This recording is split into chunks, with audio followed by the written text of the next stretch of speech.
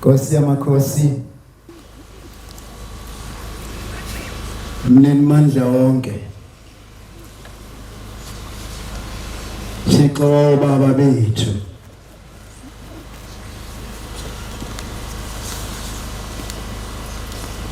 ngicela Nkosi ungabele inkonzo yesabatha, inkonzo ebucayi, inkonzo engaqhamuki ebugagwini bomuntu, engaqhamuki nasekuhlakanipheni kwakhe, eyayivele esihlalweni sobukhosi. Njengoba ke Nkosi ngiguqe lapha, ithemba lami likuNkulunkulu wethu,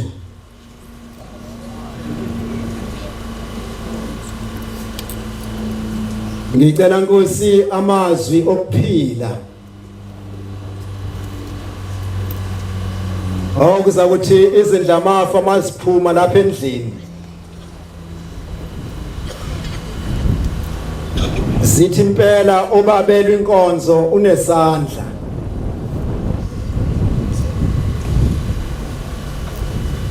Isiwile isikhonzi inkomo enkulu kamayekisa,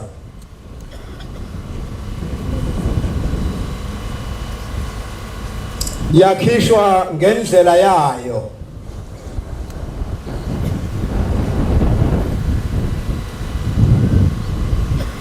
okwami ngikuthunywayo kwaba okwayifinyelele kwaba ingcwele benkosi nakwabancane. Ngizokhonza ezulwini ngesihlabelelo samakhulu 220 nomuvo 221.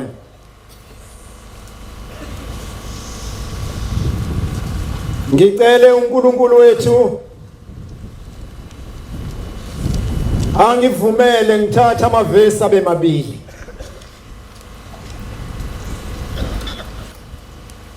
Ngiyeza osimina ngedwa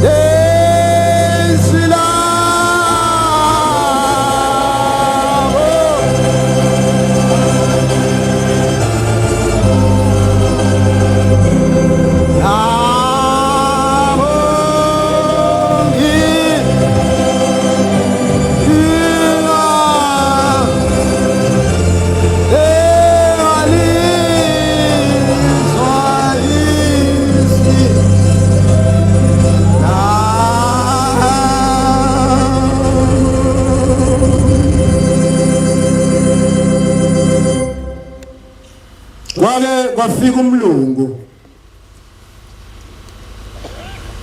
kulomuzi wasebuhleni uselapha ngezansi usabizwa ngokuthi kusekuphakameni. Wabamba uhele oliyenkosini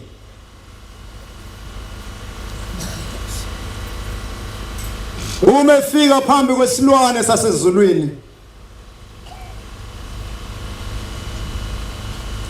uthi Shembe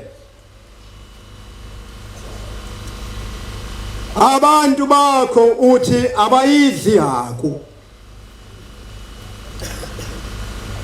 uthi kodwa laba bantu Shembe bayayidla ekudleni okuthile.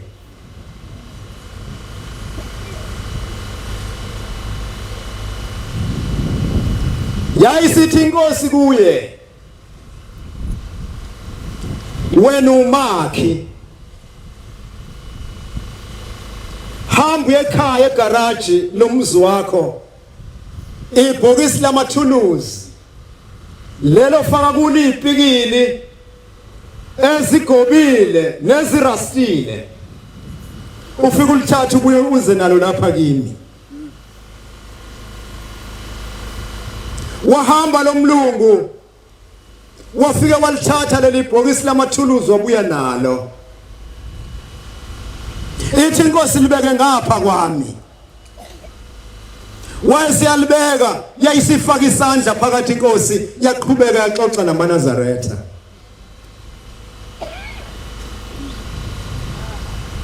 Ngemva kwesikhathi wayesethi sondela uthathe nalo ibhokisi lakho ubheke phakathi. Uma bheka phakathi umlungu ipikile igobile seyiqondile.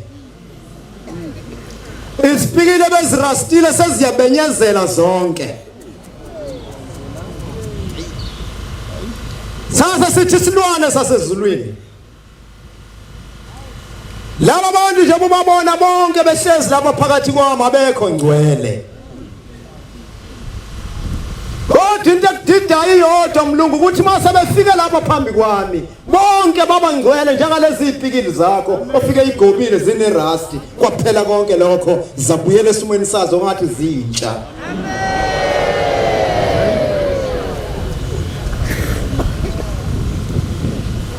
Nemthwalo ithi inkosi inyanga yezulu uma ungena kulomuzi imthwalo ithwele isala ngaphandle kwayo.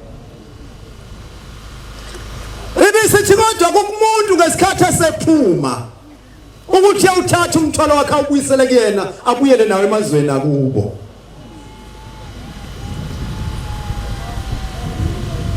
Ithi maNazaretha manisesontweni ningena enkonzweni yasekuseni. Uma inkonzo seyiphelile njula isitepu sakho uphumele ngaphandle kwethempeli.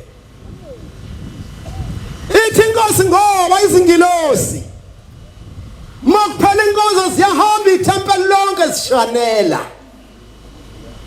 Uma zifika icephu phansi zindlaliwe ziyaphazamiseka nabantu abahleze ethempeleni ziyaphazamiseka. Ngiyalizwa usizwi lakho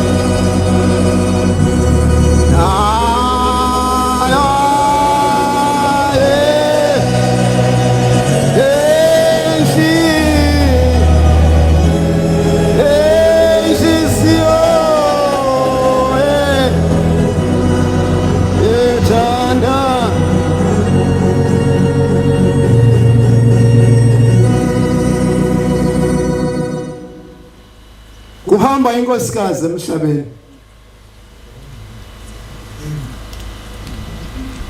Nomzo usakhona lapha ngezantsi.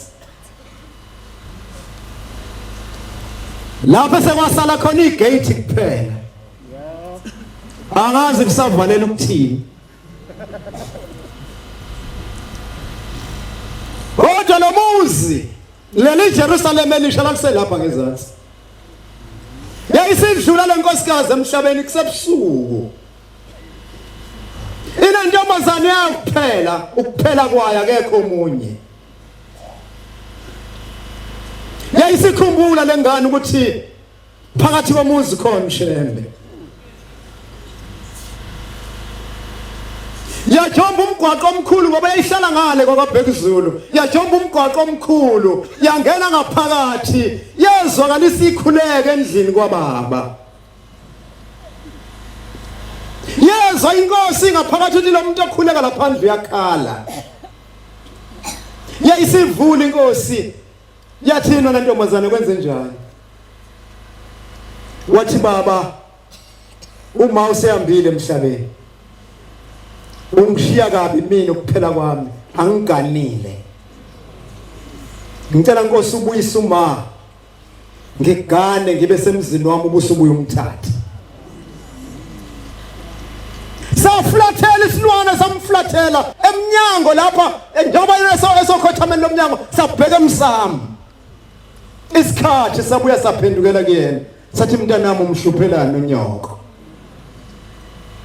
Ngoba usesihlalweni esihle. Lesi sihlalo mangimphaza kusona. Angeke sakwazi ukubuyela kuso. Uthi baba ngisize.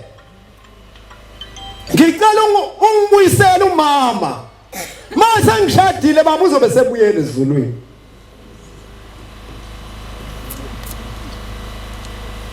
Yaphinde yamflathela inkosi. Ithema iphendukela kuyena yathi sengibuye ezulwini mntanami. Fela bamba umhlangano osheshayo. Lenkosi baba mkhulu. Wayeseyabuza baba mkhulu ukuthi uzokwenza njani ngalomuntu ngoba lesi sihlalo sakhe kukancane ukuthi abuyele kusona. Ithi inkosi yamakhosi, ngizohlukanisa umzimba wakho wesibili, ngiwuhlukanise kabili. Bese kuthoma olunye uhlangothi lomzimba ngulishiya esihlalweni lubhasobha isihlalo sakhe. Bese kuthoma umzimba ngubuyisele emzimbeni wenyama emhlabeni.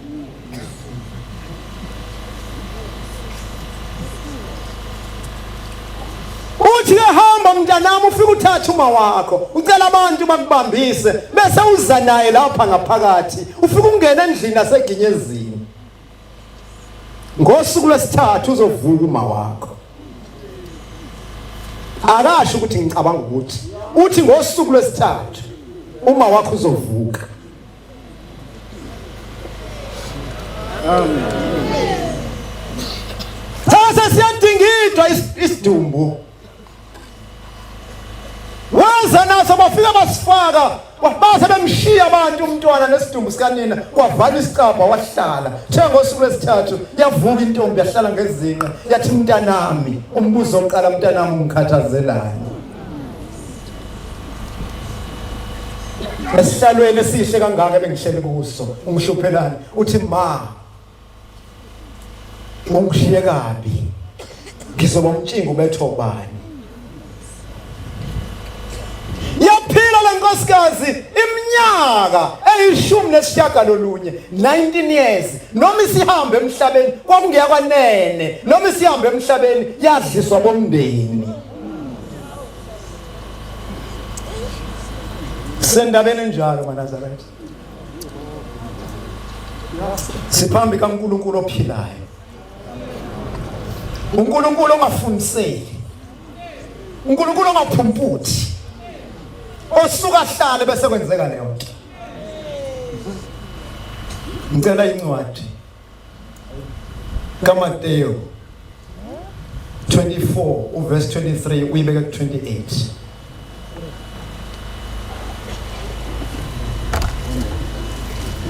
Matthew 24 23 we back 28.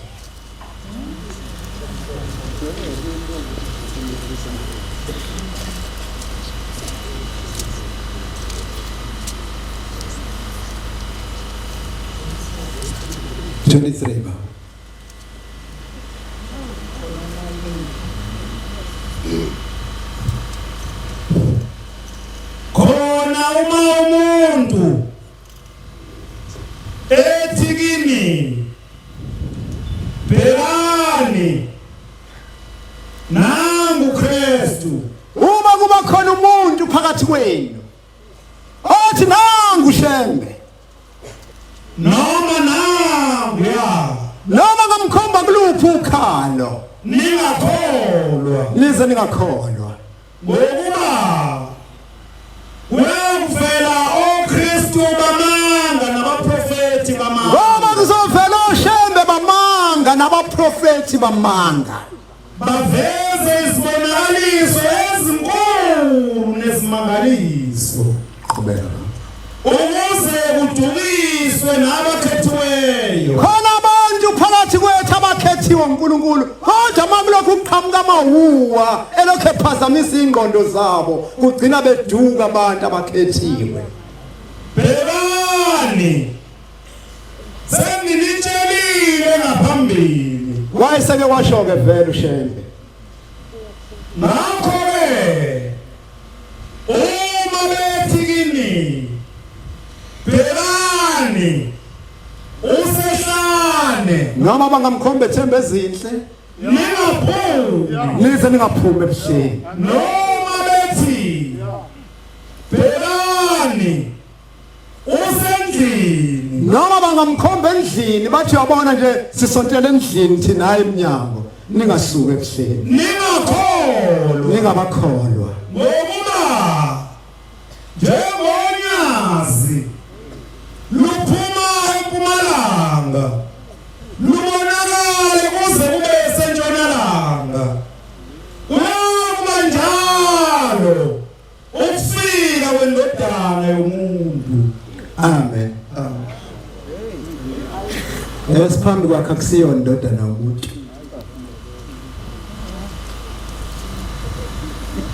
uNkulunkulu umnikazi wezinto zonke. Yethi inkosi ngelinye ilanga izingilosi zafihla amehlo azo zonke ezulwini uma kubuzwa ukuthi ubani ozokwehleza emhlabeni bethuswe indlela okwaphathwa ngayo inkosi uJesu emhlabeni. Amukho wavuma kwasekusukuma uJehova uqobo lwakhe ngesikhathi esuka ezulwini uJehova akahambanga yedwa lithi waphuma nezingilosi zonke zasezulwini uthi kwakuqala ukuthi ezulwini kuphuma uJehova aphume nezingilosi zonke lisala izulu li-empty.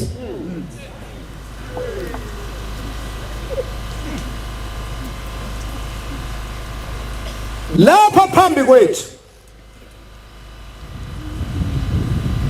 ngilalela ubufakazi insizwa zazisivakashele ethempeleni lasesidlweni. Ithe insizwa inkosi yamaNazaretha oNyazinilwezulu isuka eMnambithi iya emachunwini. Akekho umuntu mawushambeza ngakubo yelangazi. Ithe inkosi izofika eMlazi. Kwangena intombazane umndeni ongakazi ungene ekhaya wathi ngifuna isango lokuya enkosini. Uma ngifuna ukuya kuShembe ngizohamba kanjani? Hawu lento ntombazane yazi ngani? Akekho umuntu ukuthi mazofika uShembe ngakuba ngazi. Izwi lahamba laze lafika endodeni.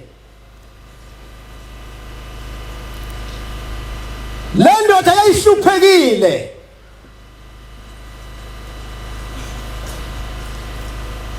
Indodana yayo yahamba iye eGoli yosebenza.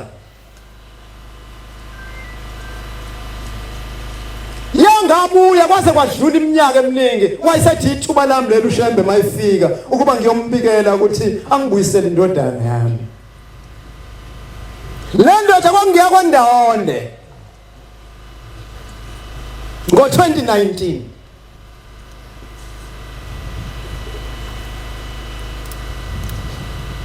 Umifika phambi koNyazinilwezulu iyazibika ukuthi indodana ayisekho, sekuphuma isibusiso maNazaretha. Nkosi kubusise. Isukuma le ndoda ihambe ifike ekhala ilale phakathi kwamabili bese kungena ucingo. Phone call.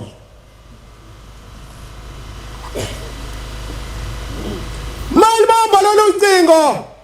Ubani lo phone ebusuku kangaka? Lithizwe elibuya ocingweni ilowo obukade ukuye emini. Inkinga uqala sukuma nayo lensizwa kaNdawonde ukuthi inamba yami yocingo uyithathephi. Njoba sila endlini maNazaretha sonke inkosi yamaNazaretha inamba zethu zocingo inazo. Nale ozoyithenga ngomsombuluko inamba yocingo useyayazi.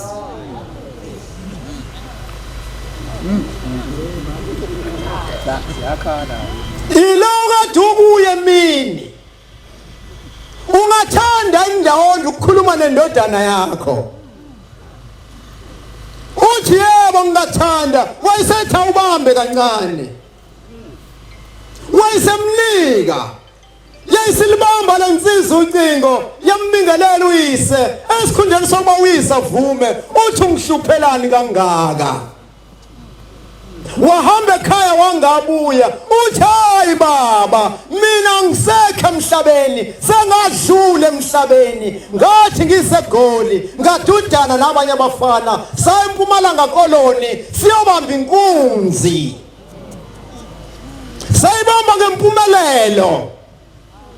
Kodwa ngesikhathi sasibuyela endleleni sibuyele eGoli kwathi abangani bami bengihamba nabo bangijikela base beyangibulala. Uma bethu sehlane ningaphumi.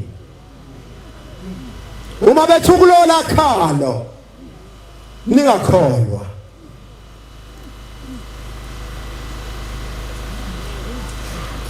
Ngakho-ke baba ngicela ukuba ungenisele zonke izinto ozenziwele umuntu uma esedlulile emhlabeni ngoba sengahamba emhlabeni. Usindi inyama yodwa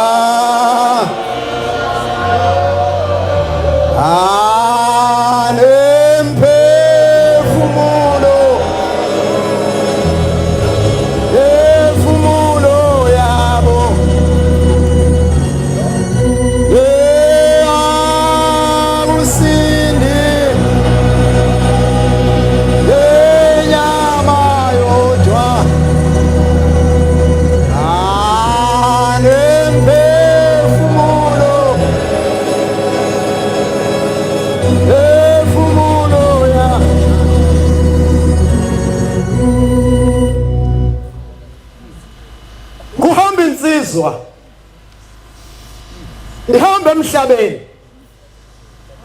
Insizwa ka-23 ilapha eMbumbulu eAdams eduze kwethempeli lasePhumlani eliphethe umshumayeli uMkhize.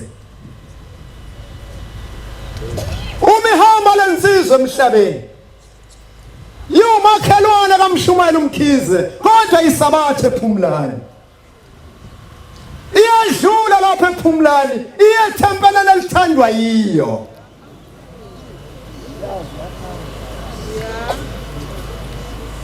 Amanye amathempeli maNazaretha abawathanda abantu ngoba inento ezinhle.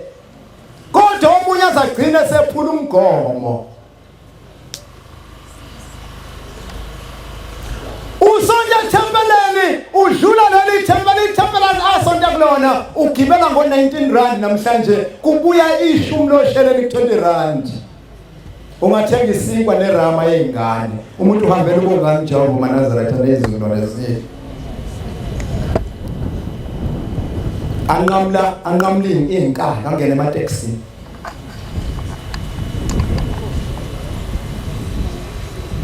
ihamba lensizwa emhlabeni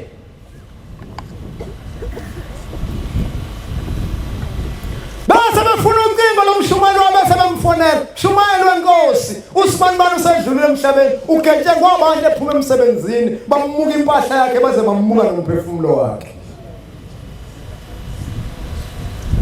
athi umshumayeli angikho ngisemakhaya futhi ngeke ngize ngikwazi ukubuya sebelikhombile nosuku lomngcwabo wathi ngeke ngikwazi ukubuya bhekani umshumayeli oseduze nimcelela wathi ahlaza umshumayeli umkhize ekhaya wayesebona kungena omama nobaba bafike kwabangenisa nganisiza ngani basebelithula sicela usiphathele umsebenzi lapho usibanibani sehambile emhlabeni basho lokhu vele usebuya khona kodwa ube njengomakhelwane hayi njengomshumayeli ngoba le ndoda imshile umshumayeli umakhelwane yayofuna omunye umshumayeli wayesahlonipha umshumayeli waqala wathatha ucingo wafonela zakwethu namba abantu abakhonza ethempeleni okulo namba bengena lapha egcekeni bacela ukuba ngibangcwabele kumbi kanjani athi ngisemakhaya mshumayeli bona umsebenzi kaNkulunkulu awutshelekisi lo msebenzi bangcwele umugcotshiwe nawe 12 ebusuku uyavuswa kusuya lapho kuthiwa yizakhona angisaphathike makuthiwa iNazaretha selilele phansi uma ungezona mshumayeli uzongcwaba nozongcwajoba wayesewenza umshumayeli umkhize umsebenzi wamfihla kahle ngesizotha kwathi uhambile umuntu ezulwini kwaphela insukwana wayeseqhamuka kudadewabo uthi dadewethu engafiki kuyena umbona uza kude uthwala umthwalo ekhanda uyambona udadewabo ukuthi umfowethu uyasindwa kodwa akakwazi ukumsiza weza etengezela umthwalo sekhanda kuyena wathi mayifika eduze kadadewabo wawuthi dinsi phansi uthi mfowethu yini le oyithwele uthi mntakama ngithwele iminikelo yami iminikelo le engangiyinikele ethempeleni kumshumayeli usibanibani thema ngifika ezulwini wayithatha uShembe uthi uyiyamula njengephepha wayibeka ekhanda kimi yanade yahlala ekhanda yasinda wasathi laselithizwi hamba la nalokumnikelo ngoba umshumayeli obunikela kuye akakungcwabanga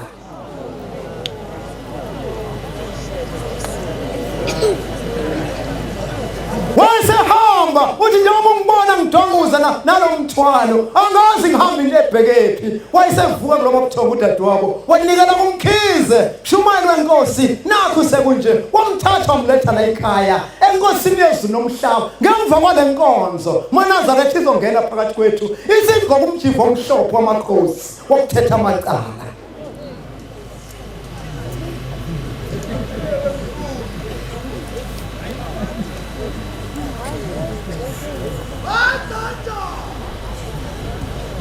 wayesiyazibika phambi kwenkosi yamazulu nomhlaba inkosi uthingo lamakhosazana baba nangu lo mntwana ngicela ubazikhulumelena wayesiyakhuluma lo mntwana embhekise enkosini yathi inkosi suka la ubaba wabadabukela abantu wathi abantu abesahamba ibanga elide abantu abasabatha eduzane ushiya ithempeli ahamba kosabatha la ithanda khona sukani la phambi kwami yayisiyakhala lengane inkosi kawuthingo kwakuzwela uma umuntu ekhala yayisithi sondelani ngizwe bakhuluma baqede wayesethi mshumayeli phelezela lo mntwana ayothenga imbuzi ubuye nako izophendula umnikelo uma usangena kuleli thempeli abekulo ungene kuwena ukuze akwazi ukuya ezulwini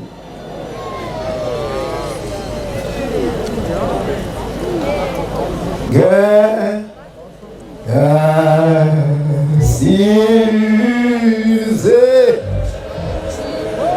danke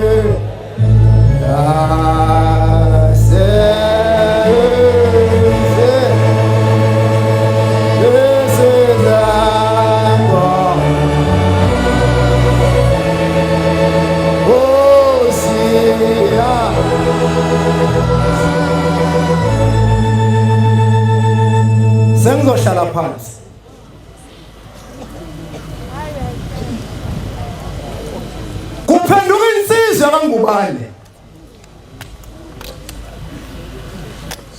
Iphenduka lamlazi, ithemba lamlazi laseka Aro.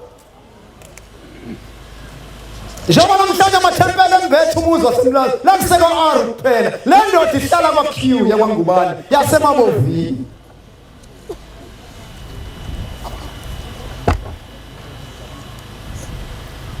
Wase ethinta insizwa zomemo ukuthi ngicela ukuba nibe sekhaya ngosuku oluthile ngizobe ngibika inkolo kuNazaretha ekhaya.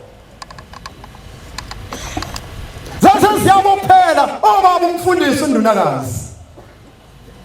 Wayese umshumayeli. Noma umvangela umnyende. Wase impumelelweni efoni. Zase sibophela sibheke emabovini. Uma fika kulomuzi utshwala bungaphandle komuzi.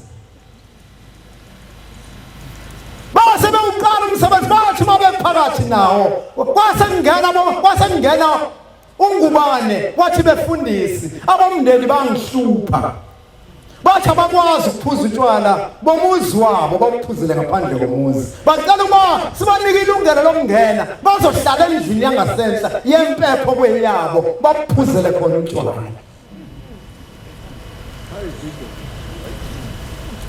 Base beyabangenisa ngoba laba balethiva ngela ekhaya bathunyiwe la ekhaya abezini kuzoshaya umthetho. Base bengena endlini. Base beqala lokudla kwabo. Ukudla okunephunga elibi. Ukudla ongeke ukwazi ukuthi ingane mayinambile uthambo wadlala. Bakudla lokudla kwabo uyigcina imvungaka ikhuphuka makudliwa lento. Inteshi ziyashintsha.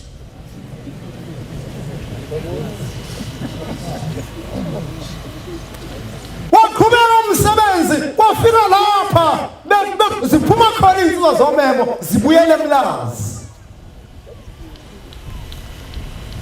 Yasala insizwa kaNgubane yashisa amathambo yayisibuya ibuyele emsebenzini. Yathi mayifika emlazi yahlala isikhashana kwathi ukuthi umntwana ekhaya wentombazane wavela isilonda lapha emlenzeni saphishika. Bathi bakhona onina sangalawuleka bamthinta baba ingane inesilonda esibi emlenzeni. Bathi letheni kimi wayithatha wayiphonsa engedwadi bafika belungu bayijova ingane sabuya isilonda zavaleka. Wayibuyisela emuva ekhaya kwaphela insukwana saphinda saqhamuka nesilonda endaweni eyodwa saphishika.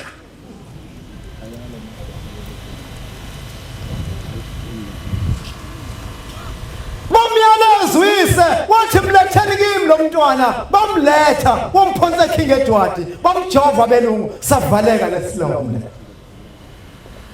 Wabuyela emuva ekhaya kwaphela insukwana saphinda saphishika isilonda. Uma bemletha kuyena wayesehamba efika ethempeleni wafika wabika inkinga abhekene nayo. Base isukuma izindlamafa za ekhaya ukuyomthandazela lo mntwana. Zathi mayiqala zimthandazela kwase kukhuluma indoda kuyena. Zathi hayi maNazaretha umntwana wethu lo usibanibalo kade enza umsebenzi ngosuku oluthile uyazi ukuthi lento idalwa yini.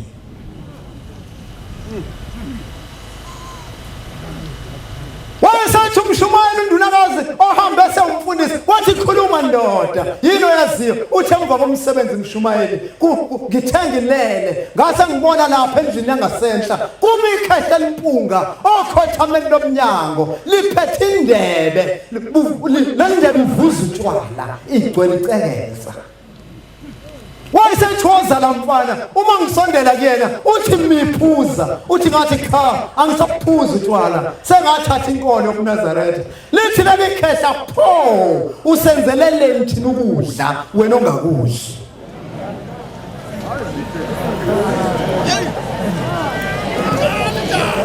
Washuleka ukuphendula uNgubane leli khehla lase liyidedela indebe yakhala lapha emlonyeni uthe mayiphaphama umlomo uvuvukele.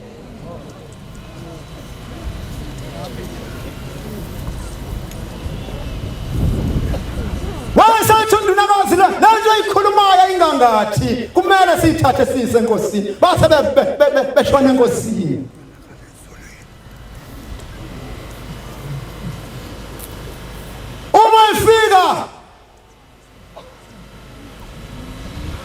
Uma befika phambi kwesilwane sithi isilwane sezulu nomhlaba ngubani uthe sewukhona wagaya utshwala hamba ke uthatha inkomo uhlawule lo muzi wasebuhleni usabizo sekhome bese uhlawule ekhaya uhlawule ithempeli wakhipha umuntu abazihlangana ngalesi sikhathi wabeka phambi kwenkosi la sebeyahlawula icala. Ngiyabonga abangcwele benkosi abavume ngime kulamazwi kodwa sekuphelele lapho ngishayise khona ngicela kuba uNkulunkulu angithethelele bengizama njengoba kufanele inkonzo kaNkulunkulu iqhubeke.